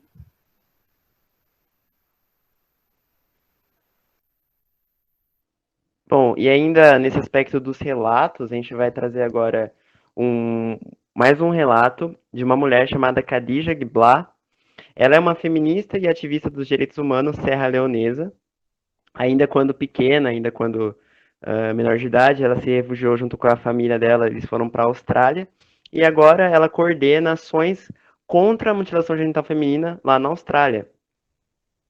Então ela carrega, no próprio relato dela, ela vai falar isso, ela carrega consigo o trauma de ter passado por esse procedimento ainda quando criança, né? Quão traumático foi esse choque.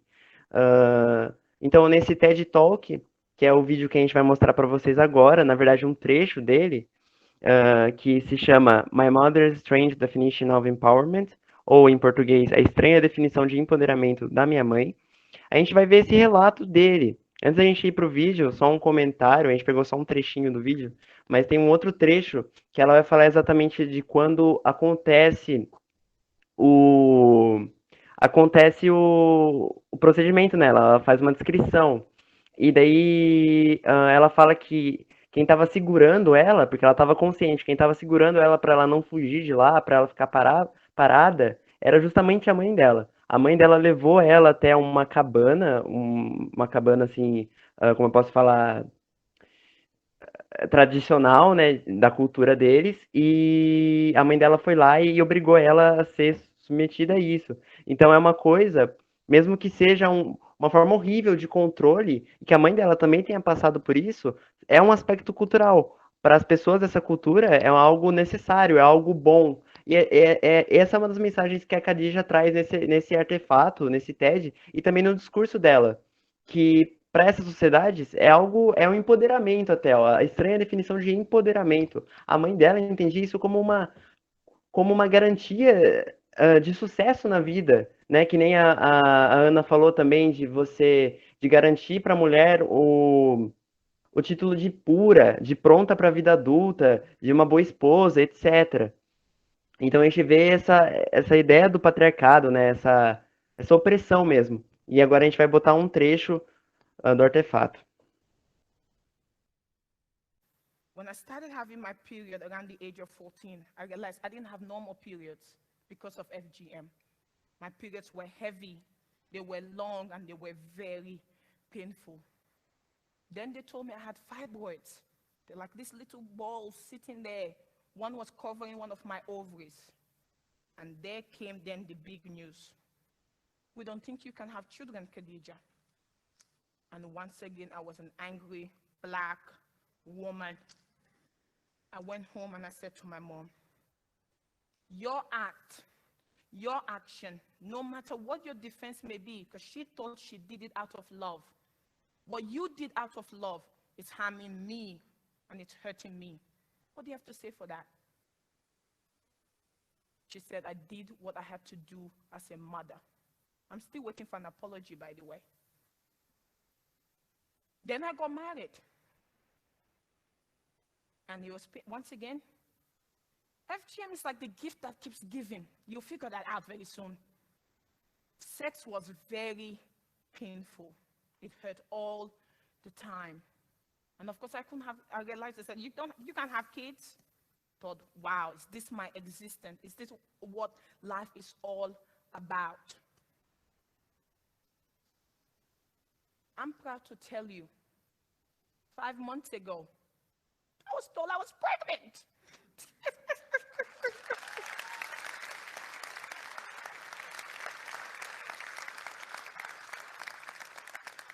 I am the lucky girl.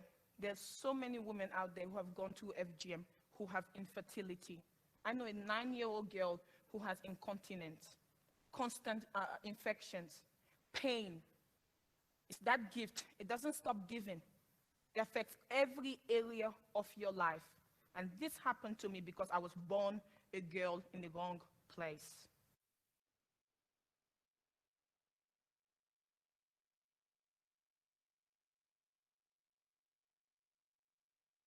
Bom, após a gente ver, né, o que é a mutilação genital feminina e tudo o que ela causa, a gente conclui que a execução desse procedimento, ela leva a inúmeros e profundos danos que você leva para a vida inteira, que além dos danos psicológicos e emocionais, ela traz também um dano na vida sexual da mulher e na vida como um todo. Ela sente dor para o resto da vida, e, enfim. Ela é uma prática que serve como um exemplo extremo de ideologias que buscam controlar a vida do indivíduo, em diversos aspectos, nos aspectos sexuais. Eles se sentem donos dos corpos desses mesmos indivíduos. E um exemplo de como alguns aspectos culturais enraizados nos papéis de gênero e na atribuição da característica com base no gênero mostra presente em várias culturas, né? Então, em cada cultura se manifesta de uma forma e nem todas essas formas, na maioria delas, não é de uma forma positiva, tanto para o indivíduo quanto como para a sociedade num todo. E é isso. Bom, agora eu vou ler um poema que chama O Agora é Nossa Maior Missão. Esse poema ele foi escrito pela Caroline Anice, de 23 anos. Ela mora em Salvador, é uma feminista, poeta, escritora, militante do Levante Popular da Juventude e é graduanda em Psicologia na UFBA. Tô até, assim, meio em êxtase, num sentido ruim, depois desse relato, mas prosseguimos. Em 2018, a Caroline se reuniu com outras 19 mulheres, formando um grupo de 20 mulheres escritoras negras, para escrever um livro chamado Raízes, Escritoras Negras, Resistência Histórica, que se trata de uma coletânea de contos, poemas e crônicas que vão refletir essa questão da diversidade, questões de feminismo, questões de movimento negro. E como a Nicole falou, da questão da Audre Lorde, a gente lembra que o autocuidado, ele é, sim, um ato de resistência, ele é um ato de cuidado com a diversidade, ele é um ato de cuidado com as nossas origens, com as nossas raízes, e isso tem muito a ver com o feminismo e tem muito a ver com o movimento negro. Então eu vou ler esse poema para vocês. Só um instante que eu vou pegar o poema aqui, gente. Bom, o agora é nossa maior missão. Saber-se viva é a melhor sensação. Poder respirar os ares da revolução, abrindo o peito para inspirar os sonhos de toda uma nação. O agora é o melhor tempo para construir um futuro, mas o capital, classista, racista e heteropatriarcal, é tão imundo que nos faz ficar ansiosas a cada segundo, precipitando todas as estratégias do mundo, porque parece que nunca mais nos daremos as mãos.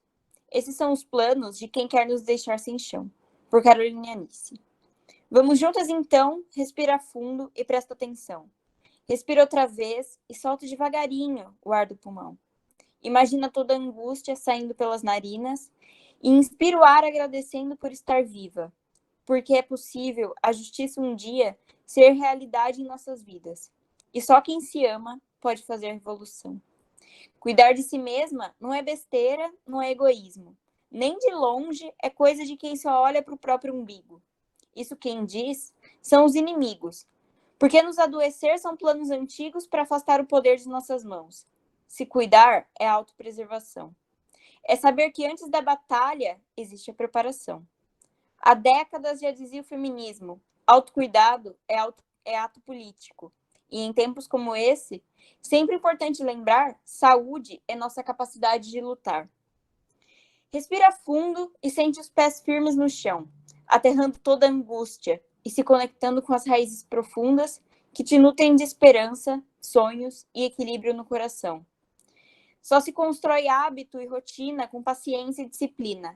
Nada se transforma da noite para o dia, nem na afobação. Saber-se viva é a melhor sensação. Saber-se vivo é a melhor sensação. Lembre que para tecer o futuro, o agora é nossa maior missão. E assim a gente finaliza o nosso evento sobre autocuidado, sobre câncer de mama, sobre autoconhecimento. E aqui estão as nossas referências bibliográficas. E é isso, pessoal.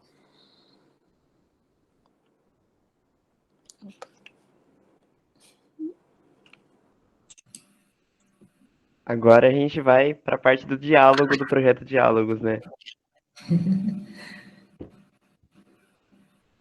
Pessoal, quem puder abrir a câmera, quem quiser abrir o microfone, eu queria aproveitar esses 10 minutinhos finais para agradecer, né, a todos os alunos que se empenharam para realizar esse projeto, mais um Diálogos, e agradecer essencialmente hoje a participação da Cibele, e se ela estiver aí, puder fazer ainda uma última fala, no sentido, Cibele, desse autocuidado, né, estar associado ao autoconhecimento e ao ato político. Gostaria que você falasse um pouquinho para a gente sobre essa relação do autoconhecimento para a gente avançar no autocuidado, né? Como que essas coisas estão imbricadas, assim. Gente, primeiro de tudo, eu quero parabenizar aos nossos alunos, aos bolsistas. Eu, em alguns momentos, me emocionei aqui de ver a maturidade de vocês. Parabéns de verdade. Foi um encontro muito forte, né? Eu fiquei arrepiada em diversos momentos também, assuntos muito profundos. E aí, pegando novamente o ciclo menstrual, né, a gente percebe por que sofremos tanto, né, com os nossos ciclos, né, porque para muita gente a menstruação é muito dolorosa, né, o que carregamos aí de geração para geração, pegando a questão da mutilação genital, as mães fizeram o que fizeram, né, com as filhas, né, por amor às filhas, né, como assim, né, por amor, e foi, né, a forma de ter visto aquilo lá, né?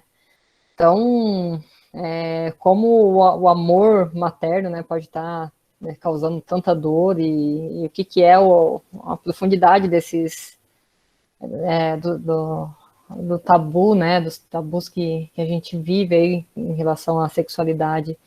E uma coisa que eu já falei em aula, né? Mas só relembrar aqui. O clitóris ele sente muito mais, ele é capaz de sentir muito mais prazer do que o genital masculino, né? Então temos um poder enorme aí em sentir prazer. Imagina essas mulheres, não só essas mulheres, né? Acho que a maioria de nós fomos de alguma forma castradas, né? Não fisicamente, mas psicologicamente. Então, vocês mostraram aí o que há de mais desumano, né? Mas, em menor grau, acho que todo mundo sente essa mutilação, de alguma forma. E autocuidado como um ato político, com certeza. Eu vejo a questão política em diversas fases da vida, né? Não só no autocuidado, mas quando você está decidindo qualquer coisa para você, né? No mercado, por exemplo, fazer compras é uma questão política, né? Qualquer escolha que a gente faz é uma questão política, né? A gente vai deixar, a gente vai colocar nossa energia onde, né? A gente está decidindo onde colocar a nossa energia, em quem a gente vai empoderar e quem a gente vai tirar um pouco a energia, né? A gente está fazendo isso a todo momento. E me sinto feliz de estar aqui hoje, colocando minha energia num movimento tão bonito, né? Confesso que me senti bastante leiga em diversos momentos, Preciso aprender muito com vocês ainda, em relação a gênero e a tudo que é falado aqui, né? E que bom que eu estou no lugar certo, né? E é muito bom estar aprendendo com meus alunos, né? E com a professora Kátia. E é uma troca, né? Eu não me vejo como... Eu simplesmente tenho mais conhecimento em fisiologia e ponto. Vocês têm muito conhecimento que eu não tenho e fiquei bastante feliz em estar participando desse encontro, de estar aprendendo muito. E lembrar, gente, a gente está falando de autocuidado, de saúde, lembrar também da gente estar lutando pelo SUS, né? Então, a gente tem um dos melhores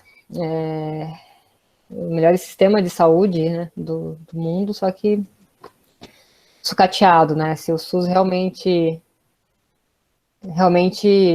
permitirem, né, ele ser o que é, a gente vai ter um grande avanço aí no nosso autocuidado, saúde. O SUS, ele contempla os PICs, né, que são práticas integrativas, que traz muito essa questão do autoconhecimento, né, reiki, meditação, aromaterapia, que são óleos essenciais, várias práticas que promovem saúde, né, que não só tratam doença, então, que nos empoderam também, né, então, só fazer esse lembrete aí da gente também estar brigando pela manutenção aí do SUS, né.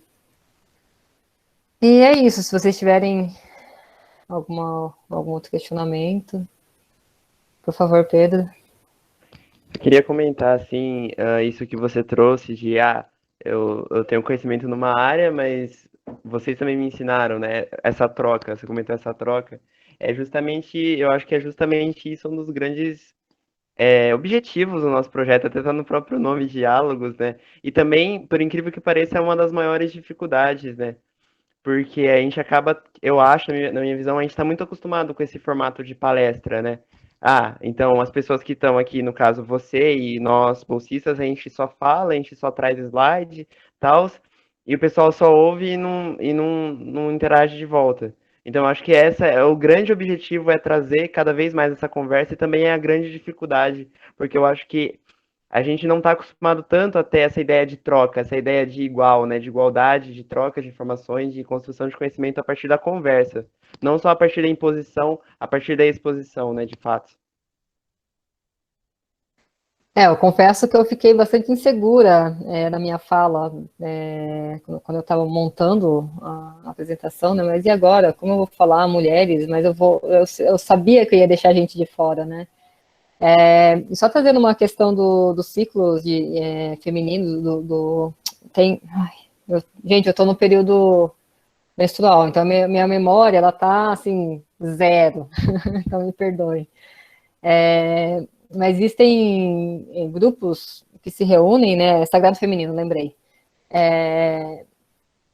para estar meditando, sentindo o que é a energia feminina, e isso contempla todo mundo que sentir essa energia, né? Não necessariamente, eu falei, quem cicla é quem tem o ovário, sim, o ovário que produz, né, esses dois hormônios. A gente estava falando de ciclo ovariano, que é a progesterona e o estrógeno. Homens também têm bem menor quantidade, né? Mas eu acredito profundamente que nós não somos só isso. O feminino não é ter, né, estrógeno e progesterona. Eu acho que o feminino vai muito além disso. E nos ciclos de sagrado feminino, nos círculos de sagrado feminino,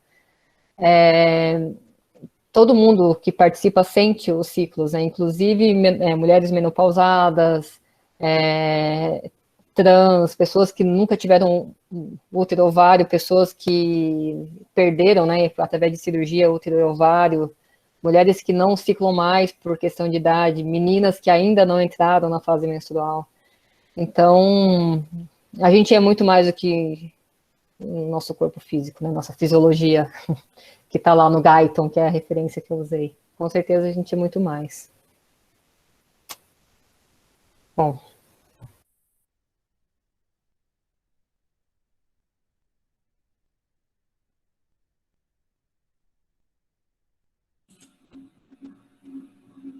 É o que a Ana e o Pedro estão complementando aqui também, né? Temas que muitas vezes são falados somente entre as mulheres, ou às vezes a gente fala somente em consultas médicas, né?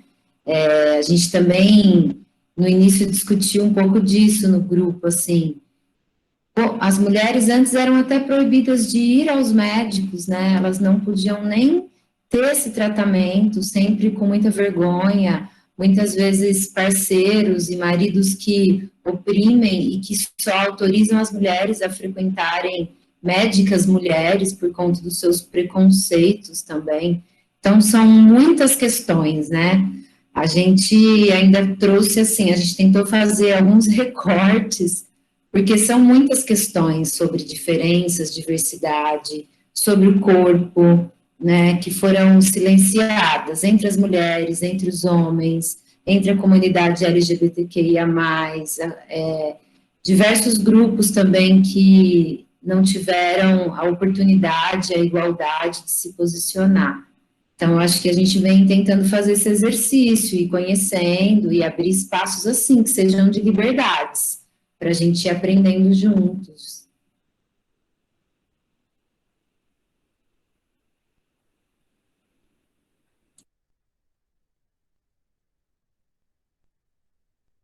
Essa ideia de ter esse segredo, né? Que nem eu falei no chat, essa ideia de, por exemplo, as mulheres, isso é uma coisa histórica até, né? Só falarem desses temas, por exemplo, como a menstruação e tudo entre elas, essa ideia de segredo é outro exemplo que a gente estava falando do controle sobre a sexualidade, né? O controle sobre a expressão, o controle sobre essa questão que é um objetivo, né? É um, é um objetivo das culturas controlarem isso, né? E é o que gera tabus, que nem a gente falou. Então, acaba que esse é um outro exemplo, que nem a Cibele falou, o exemplo da mutilação genital feminina é um exemplo bem extremo, assim.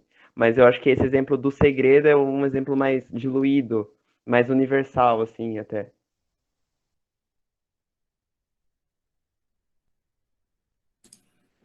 É verdade, acho que nós, como instituição, como formação, né, de pessoas,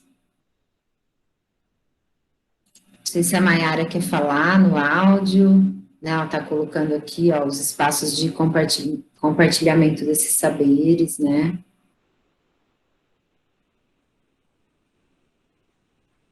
É bem legal isso que a Ana fala também, né, Ana? Quer comentar? A gente tem até que esconder o absorvente, né? A gente não pode sair no meio da sala.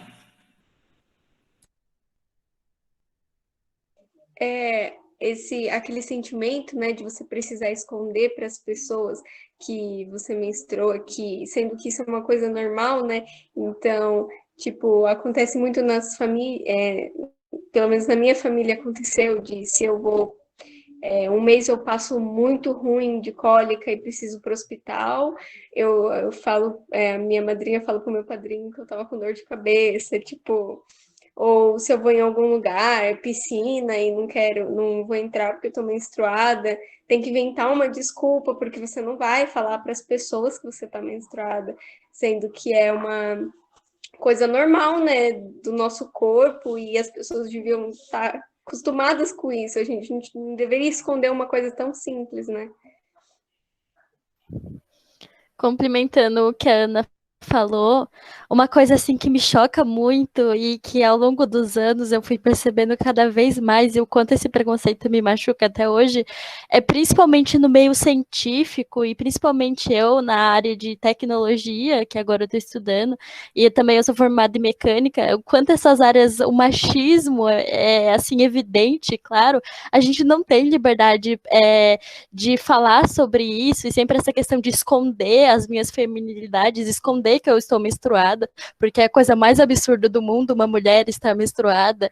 Então, eu já passei por situações de, em congresso, eu simplesmente pegar um absorvente e ir ao banheiro e as pessoas ficarem me olhando com uma cara. Eu fico, gente, eu estou no congresso falando de ciência, existe algo além de ciência por trás da menstruação e sobre o nosso corpo. Cibele aqui, que pode falar muito melhor sobre isso, a fisiologia. Então, essa questão, sabe, o quanto, principalmente aqui, todos os bolsistas aqui do Diálogos, a gente é técnico, a gente cursa técnico informática, o quanto a gente sente isso muito na pele, essa repressão, principalmente no meio científico, que é dito um meio de homens, um meio muito machista, o quanto a gente sofre essa repressão de a gente tentar, não, eu tenho que ser igual a um homem, eu tenho que ser tão bom quanto o homem. Eu não quero ser igual ao homem, eu não quero ser tão bom como um homem, eu quero ser boa como mulher, eu quero ser uma mulher, eu quero ser uma técnica informática mulher, eu não quero ser um programador homem bom, eu quero ser uma boa programadora mulher, sabe? E aqui não só como mulher, mas qualquer identidade de gênero, orientação, quanto a gente precisa se identificar para conseguir se aceitar na nossa área profissional, sabe? É só um desabafo mesmo, obrigada pelo espaço. Isso é todo um reflexo de construções, né, culturais, históricas, que a gente acaba muitas vezes reproduzindo, e acho que a gente está tendo oportunidade, eu sempre tenho falado, de estudar essas questões como categorias, né, que não são isoladas, mas que elas se atravessam, e aí a gente vai identificando como uma coisa vai estar interligada na outra, e acaba reproduzindo e refletindo muitas vezes nesses preconceitos e discriminações que vocês foram citando. Bom, a gente gostaria de agradecer mais uma vez a participação de vocês, e especialmente a participação da Cibele, e pedir para vocês continuarem nos acompanhando nas redes sociais, o pessoal vai colocar o endereço aí no chat. Agradecer também as parcerias do Projeto Colório, Núcleo Diversitas e Meninas nas Exatas, e a Banca na Ciência. Obrigada, gente, mais uma vez, uma boa noite e um bom descanso.